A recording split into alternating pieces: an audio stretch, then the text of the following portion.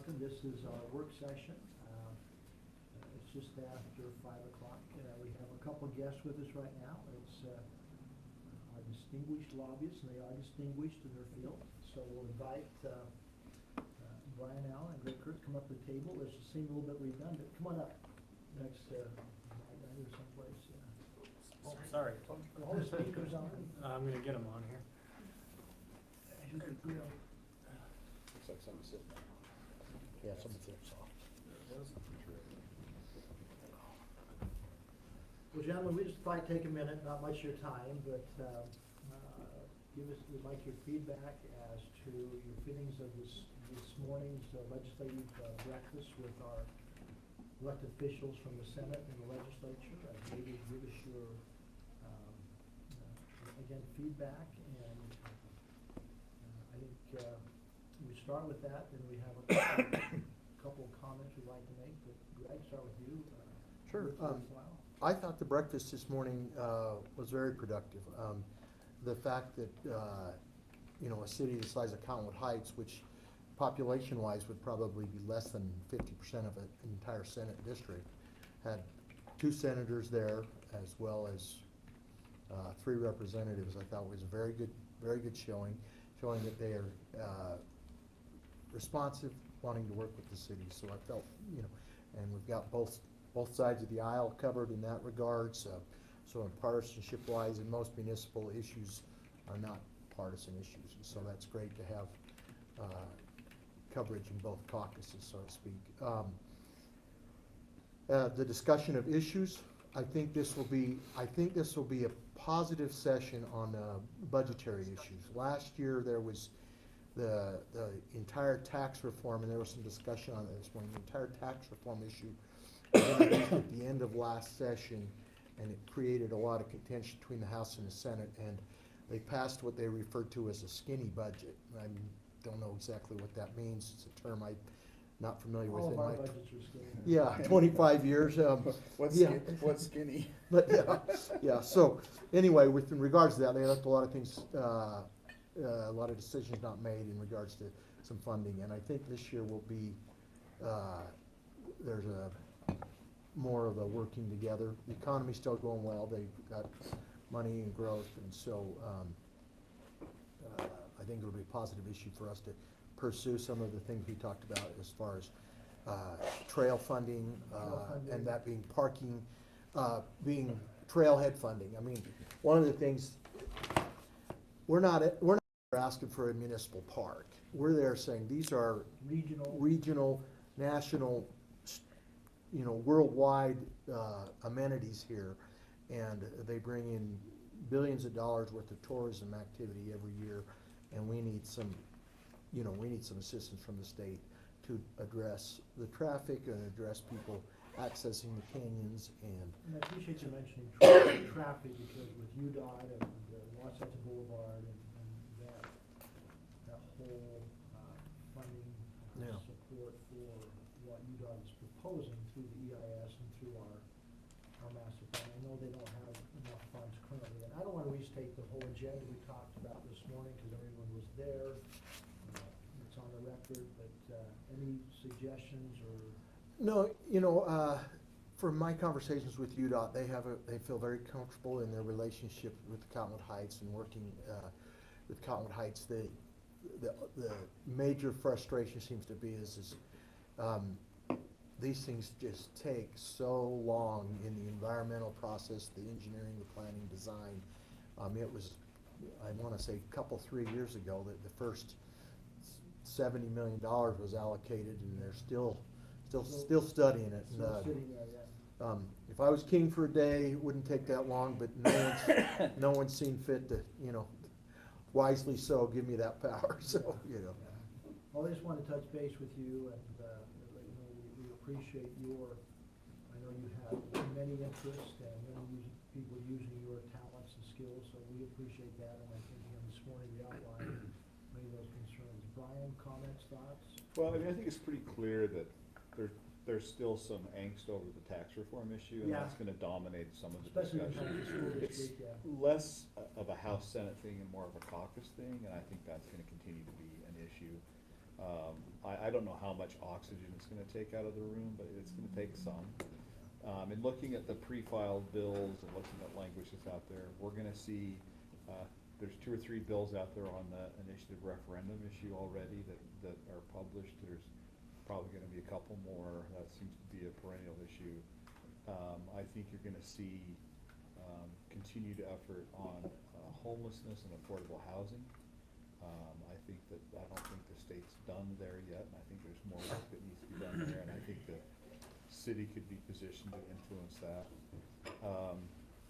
I think there's already 2 original language units. I'm not exactly sure what they're gonna do, and we'll try to sort that out when we get more information from sponsors, but there's that potential. Yeah, I don't think it's gonna be like we've seen in years past. I think the league has done a really good job with the LUDMA and those other groups they pulled together to kind of stem a lot of that off, but there's always some issues. There'll be water's a perennial issue. There's a couple of water bills out there already, so.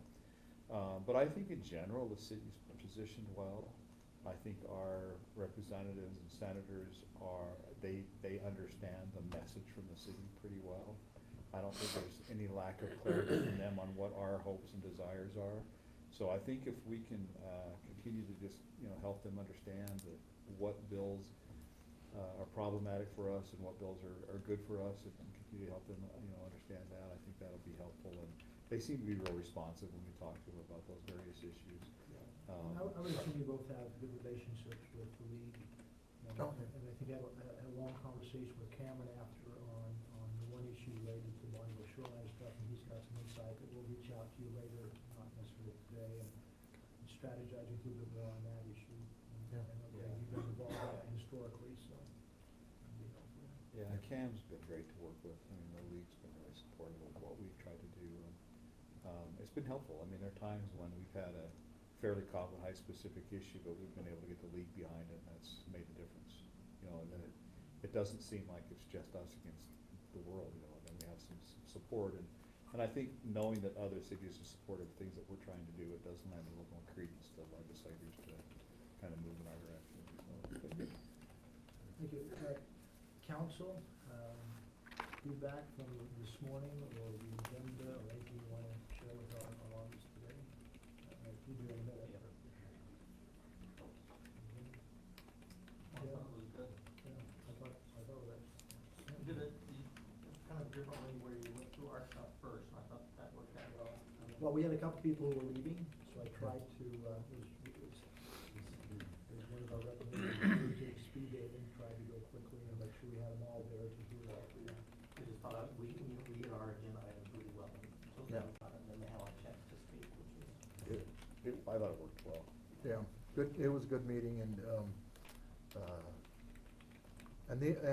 and the group of, I represent, like, as you indicated, I represent some other municipalities, and the working relationship that you have with your representatives and senators on both sides of the aisle is great. It's unique, because there are some municipalities that I represent that they do not like their legislator, and their legislator do not like them. And it's very interesting in meshing that together. And so I commend you for, because not everybody has the same political philosophies, but you've maintained a professionalism that's really commendable. That's the great thing about being municipal government, it's, Yeah. we are self-affiliated. So as far as as we move forward as a city in working with you, we've talked about this before last year. I will be the lead contact working with you directly. Great. I inform the council and the mayor weekly of where we're at with bills, and sometimes even daily if issues here. We talked about the funding priorities this morning, with the things that we talked about with the trails and open space and things related to Wasatch, and canyon impacts, obviously Class B and C road funds, and things that we can work towards on that, any local options for transportation funding. So on the funding side of things, right now those are our priorities. Doesn't mean that there may not evolve with other things.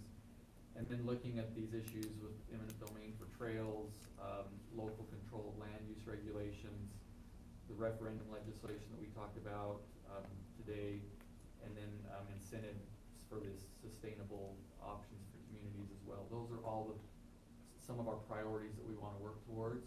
In general, as we're moving through, input processes, I involve my staff on specialized things, but generally the parameters, and Councilmember Michael and I are up there, along with you, Brian, at the Legislative Policy Committee every week, and they're making decisions, and want votes on things.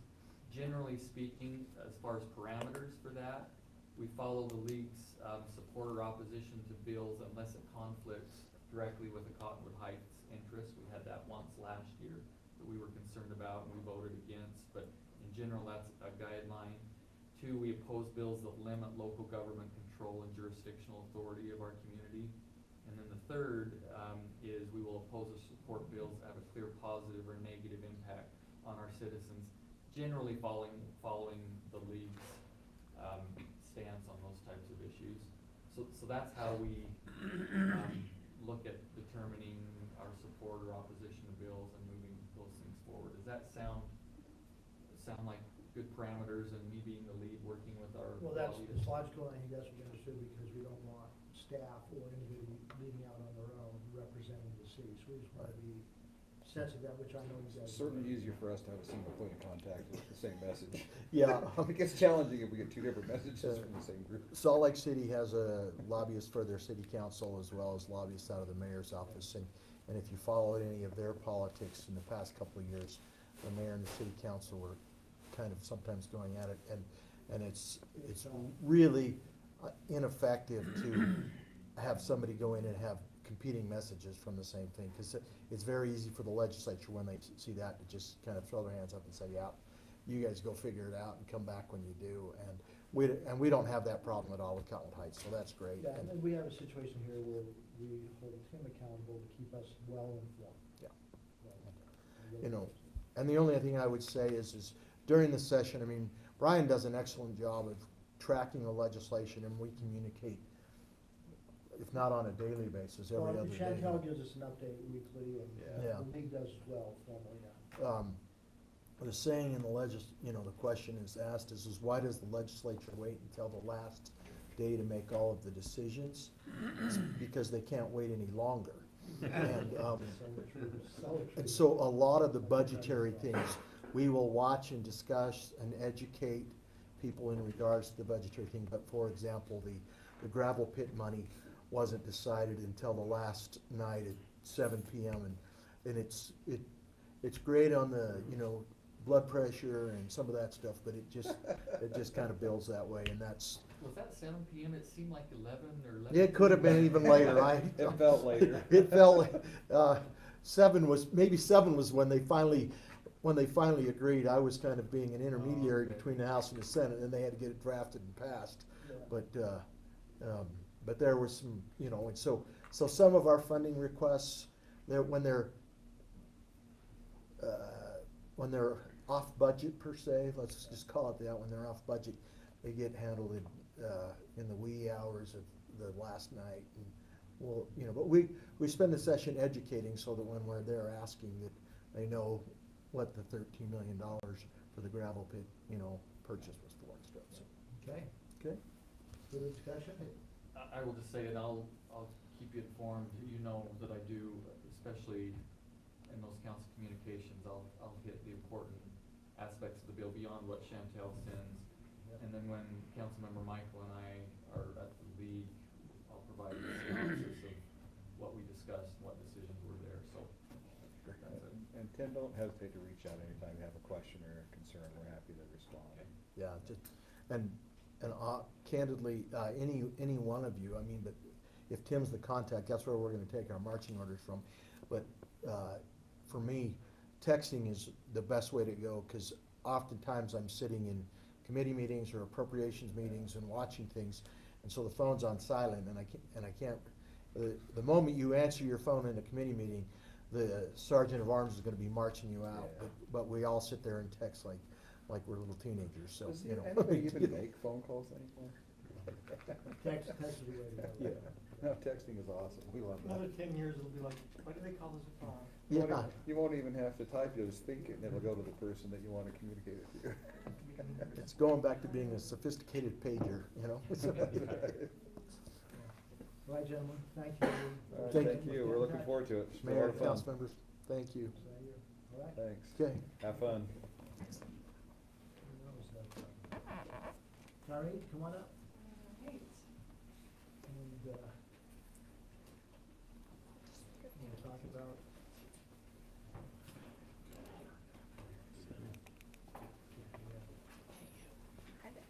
All right, we'll talk about the results of our survey. Yeah. So there is a lot of information in this presentation, and I'm just gonna go through some of the highlights in the next 15, 20 minutes or so.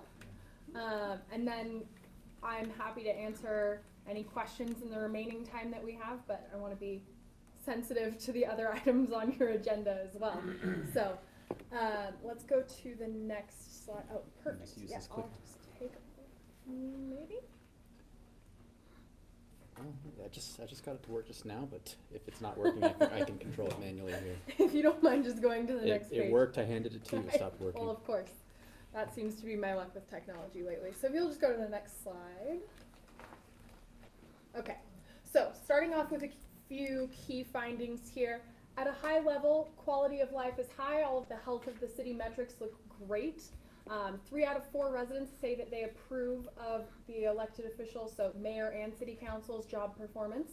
And 2 out of 3 residents say that they receive an excellent or good value for their tax dollar. Roughly 9 out of 10 say that they would recommend the city as a good place to live. And our average quality of life is sitting at about 81 on a 0 to 100 scale. So a lot of positive metrics here, pretty consistent with what we've found the last couple times we surveyed in Cottonwood Heights. How about, and maybe this is an unfair question, not to cut you off, but how does, you obviously do this for a lot of cities, how does that compare on the Wasatch Front? Yeah, so 81 I would say is the high end of average for cities on the east side of the Wasatch Front. I want to be sensitive and compare you to your nearest neighbors. So if we're looking at Holiday or Draper, for example, Mill Creek, 81 is, yeah, high end of average. So really nothing to worry about there. High end of average. Yes, so I would ballpark most of those cities are somewhere in the 78 to 82 range. Oh, So on the high end of the average, yes. Yes. So yeah, really comparable to your neighbors, but definitely in a good position. So the second bullet point here, residents' most positive evaluations of the city focus on safety and family friendliness, both in terms of the responses that they volunteer when we ask what they like most about the city, and some of the evaluations that we asked them specific statements. So whether they agreed or disagreed that the city was a good place to raise a family and is safe. And then convenience and scenic location. So a lot of comments about access to the mountains, access to the freeway. There are a lot of advantages in terms of Cottonwood Heights' proximity to a lot of amenities that residents really value. Third bullet point here, when asked if they would rather see the city use existing funds and reduce other service expenditures or expenditures in other areas, or assess a new fee specifically for stormwater. 2/3 of residents say that they would rather pay a new fee for that stormwater system maintenance. And I was a little bit taken aback by this, frankly. A little surprising. Yeah, that was counterintuitive to me. So the interesting thing, I think, if we look at evaluations as a whole, residents are really happy with the value they receive for the tax dollar in the city. They are quite happy with the accountability and transparency of city staff and elected officials. And so I think the idea that a fee that's dedicated to this type of infrastructure, especially as so many of residents' concerns revolve around growth and infrastructure and the challenges that come with those types of issues, I think there's some refreshing consistency there that is unexpected when we're talking about the idea of something affecting residents' wallets. So that was probably the biggest surprise in the survey to me. The fourth bullet point here, when considering how they would choose to allocate funds from the city budget, about 10%, so we gave them $100 to allocate, $10 was the average allocation to street maintenance and roads. That was the highest budget category or service category in So terms of, 10% was the highest yes, ranking yes. answer.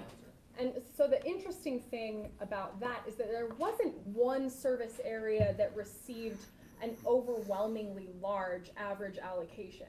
And again, I think that speaks to the high value for the tax dollar, the overall satisfaction with city services. There isn't one area that residents pointed to that needed an immense amount of budget increase or focus. So again, really good health of the city metrics here. Some other things I think predictably near the top of that list: snow removal, renewable energy comes in pretty high at the top of that list, and city parks. And then the last bullet point, and then we can get into some of the nitty-gritty details. Residents are generally interested in seeing off-leash dog parks in the city. Just over half say that they would like to see some portion of their favorite park dedicated to an off-leash dog park, and a majority say that they would like to see off-leash dog parks generally somewhere in the city. And that majority fluctuates a little bit depending on whether that's in close proximity to their neighborhood or just in the city generally. And about 1 in 4 residents, in reference to specific parks, said that that's one of the improvements that they would be interested in seeing. So let's skip ahead a couple slides here. This is a quick look at survey methodology. I don't want to spend too much time belaboring this point, but we took a representative sample of residents.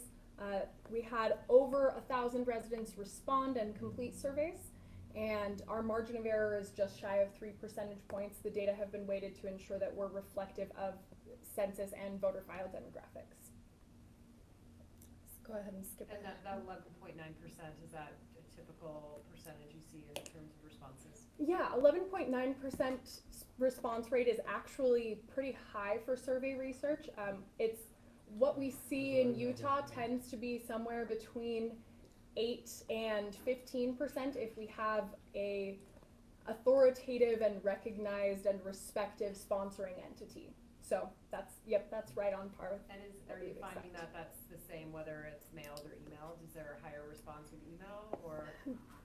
Mailed or emailed has a little bit, those are comparable modes. There's a little bit less variation there. Where we really see the discrepancy is when we go to the phones. So telephone survey response rates are lucky if they're in the high single digits. Have you ever but done the a mail or survey email. where you email it to the same people you mail it to and see if you get a higher percent of response rate?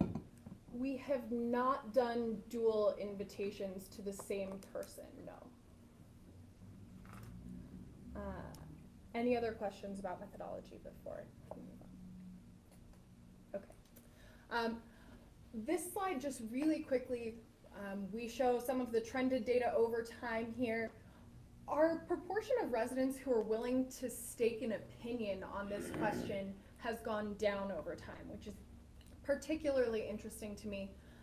2017, we were working with a sample of resident panelists who had, most of them had answered the survey in 2016. So seeing that drop a little bit there makes sense to me, but we're sitting at about 1/3 of respondents who aren't sure what direction the city is heading, and I think this is a valuable opportunity to educate residents. Those residents who are willing to stake an opinion, 3 out of 4 of them say that the city is headed in the right direction, but there are a lot of residents who are a little bit less engaged, and again, I think accessible. They're answering surveys, they're willing to offer their opinion, but there is an opportunity to provide more information and get residents more involved.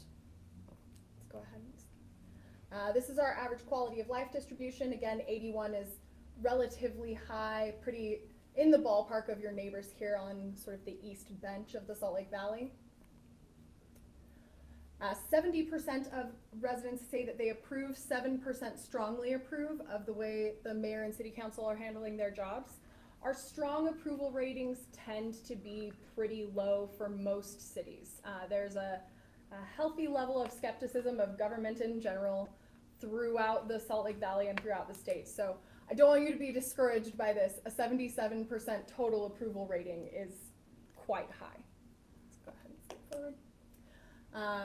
Looking at how the city has trended over time, 37% of residents say the city has gotten better over the last 5 years. 37% say it's about the same, and 16% say that the city has gotten some degree worse over the last 5 years.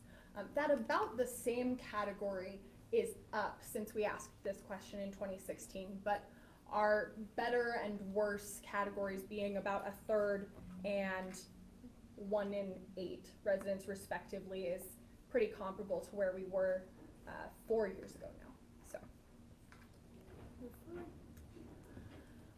this is a jumble of all of the words that popped up in those open-ended comments about what residents like most about living in Cottonwood Heights.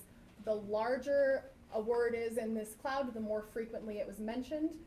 The things that I would point to here: location and proximity and access to freeways, canyons, mountains, close, all of these things that relate to convenience and accessibility are really key features of the city. And then there are a lot of other really positive words here as well. Looking at neighborhood and safe and the feeling and the community, there are a lot of positive attributes that residents point to. So, next slide. Most important issues, the things that pop out here are growth, traffic, and housing development most. Then we have roads, taxes, and a lot of these issues are related to growth, and again, sort of the challenges that come with that. Let's go to the next slide.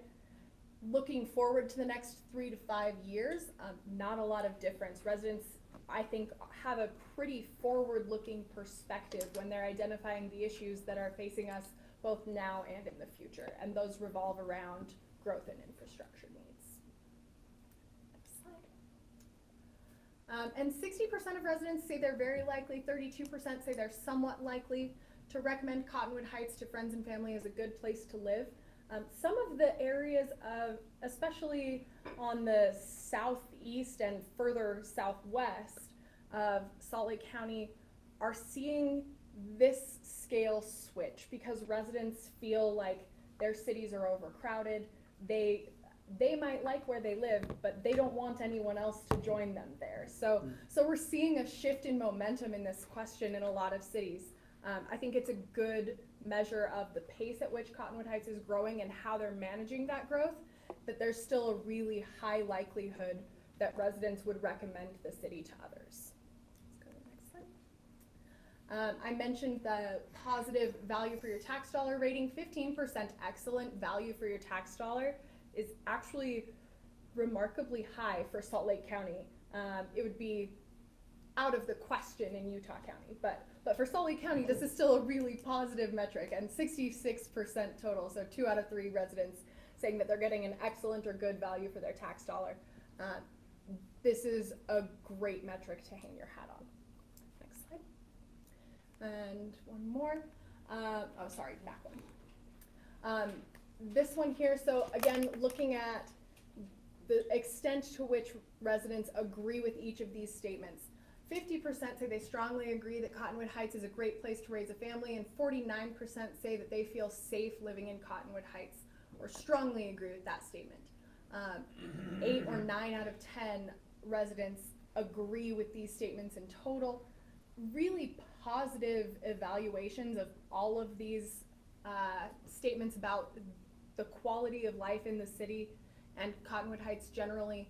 The one area that I would point to for improvement, still a majority of residents agree that the city is growing and developing in a positive way, but only 15% strongly agree with that sentiment. And I think more than a negative evaluation, that we do have some, again, room for improvement here, but I think this channels back to that 1/3 of residents who weren't willing to say whether they think the city is headed in the right or the wrong direction. There's an opportunity to educate here about what the city is doing. Let's go to the next slide. Oh. Maybe. This is just a word cloud of the types of businesses residents would like to see in the city. High quality, locally owned restaurants pop a lot. Next slide. This is the evaluations of how frequently Cottonwood Heights city administrators and staff provide fair and accurate information to the public, handle resources available to them in a responsible way, and do a good job promoting laws and policies that serve the community's best interest. 8 out of 10 scores for all of these metrics. That's, again, given the healthy level of skepticism of government generally, this is a really positive scorecard. Go ahead, next slide. This is our map of city service evaluations. Most of these are in the general ballpark of where they were when we asked last in 2016. A few of them we checked in on in 2017, but the full battery was last visited in 2016. The area where we've seen the most improved score is police services, so congratulations, Chief, on that. But otherwise, pretty consistent evaluations with the last time we checked in. I would say 3-point fluctuation is still ballpark. 5 points would indicate a significant shift in one direction or another. These are some specific comments about city services. I'm going to skip past this for now. The full appendix of comments that residents left in all of these open-ended questions is in the top line. So if there are any questions about that, you can certainly delve in. But this is, again, looking back at that existing funds versus a new stormwater fee being assessed, and we double and triple checked the coding on this question because I didn't believe it when I saw it. But 1/3 of residents say that they would like to see the city reallocate existing funds.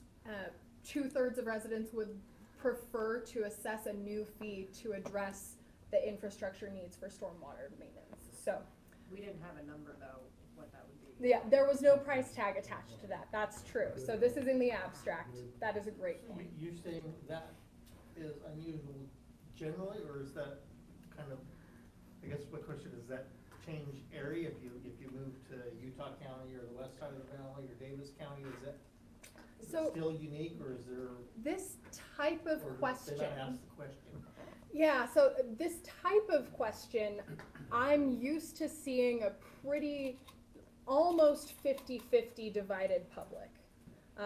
There tends to be a pretty strong cohort that want to see particularly skinny budgets and conservative governments not assessing new taxes and fees. And anytime you start to talk about dipping into residents' wallets, we usually see a pretty strong level of pushback. This is a question that we haven't asked specifically in any other city, but the concept, the concept is something that I would expect to see nearly 50-50 split at best in favor of a new fee. So this was interesting to me. This is our question about the renewable energy goals and whether residents would support those goals if they would or would not result in additional costs. Again, we did a survey experiment here. Half of our residents saw a statement that said this would result in additional costs to the city or you as a resident. Half saw the statement it would not result in additional costs. See both questions. They saw one or the other. Yep. That difference between 70% strongly support and 36% strongly support is statistically significant. So not surprisingly, if there are no additional costs, residents are overwhelmingly in favor of these goals. But even if there are additional costs to residents or the city generally, we have 36% strong support, 31% somewhat support. In total, that's 2/3 of residents who would be willing to support those renewable energy goals, even with associated costs. Next slide. Let's see, so public safety evaluations, I'm gonna go pretty quickly through these as well. I trust the Cottonwood Heights Police Department to deter and, when necessary, deal with crime in the city. The Cottonwood Heights Police Department is professional and responsive, and the Cottonwood Heights Police Department is equipped to address the issues that pose the biggest threats to the safety of our community. A majority of residents agree with all of these statements, and only about 18% of residents said that they felt that the Cottonwood Heights Police Department or Cottonwood Heights was too assertive on code or ordinance enforcement. We have 47, just shy of half of residents disagreeing with that statement. So the city is not too assertive then. Next slide. This, I think, is one area where I talked about the opportunity to educate residents and disseminate more information about how the city is addressing areas of growth or potential challenges that the city is facing. Good job, Cassie. Yeah. She's back there, the Valley Journal. So the resources that residents rely on most right now are the city newsletter and the Cottonwood Heights Journal. The resources that residents would prefer to receive most of their information from are also the city newsletter and the Cottonwood Heights Journal, but there's the largest disparity between those who currently rely on emails from the city and those who would like to rely on emails from the city. This is an area where I think, again, there's an opportunity for increased communication and increased education for residents. The printed news outlets are serving residents' needs well. Those who prefer to turn there, their needs are being met and well addressed. But those residents who would prefer a digital mode of communication and to have an avenue that's maybe a little bit more up to date and hopefully a little bit more affordable for the city to regularly produce, that's an area where I think needs could be better served. That's an opportunity for growth and education.